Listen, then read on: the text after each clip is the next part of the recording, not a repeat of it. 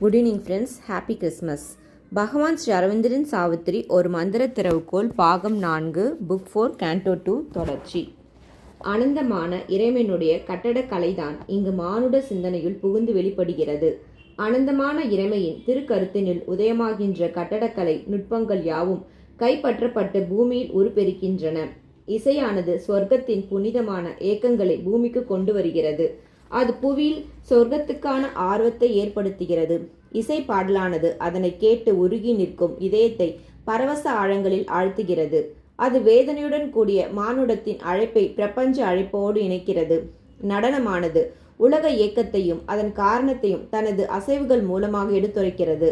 அது எண்ணத்தையும் உணர்வையும் இசைவோடு கூடிய தாளயத்துடன் படம் பிடித்து காட்டுகிறது.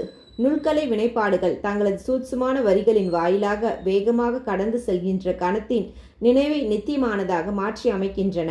அவைதாம் உருவாக்குகின்ற ஒரு கோப்பையின் வடிவமைப்பின் மூலமாக பார்க்கப்படாத இறை ஜீவனுள் குடிக்கொண்டிருக்கும் திட்டங்களை வெளிப்படுத்துகின்றன. கவிதைகள் தங்களுடைய வீச்சில் பிரபஞ்சத்தை போன்று விரிவான தன்மை கொண்டவைகளாக விளங்குகின்றன. அதன் வரி வடிவங்கள் சமுத்திரத்தின் குரலோசை போன்று பொங்கி எழுகின்றன. அவை இயற்கையின் இதயத்தில் பூட்டி வைக்கப்பட்டுள்ள மகத்துவங்களை மொழிபெயர்த்து வெளிப்படுத்துகின்றன. தமது சொற்களால் இயற்கையின் வடிவங்களில் பொதிந்திருக்கும் அழகையும் உன்னதத்தையும் அவளது உணர்வு பேருணு கொண்ட இயக்கங்களின் தன்மைகளையும் அவளது மனப்பான்புகளையும் வார்த்தைகளால் அழகுபட விவரித்து மானுட வார்த்தைகளை கடவுளது வார்த்தைகளுக்கு நிகராக உயர்த்துகின்றன. மானுட வார்த்தைகளின் தரம் உயரும் போது மானுட உலகமும் கடவுளது உலகத்துக்கு நிகராக உயரும் திறன் பெறுகிறது. Man's eyes could look into the inner realms.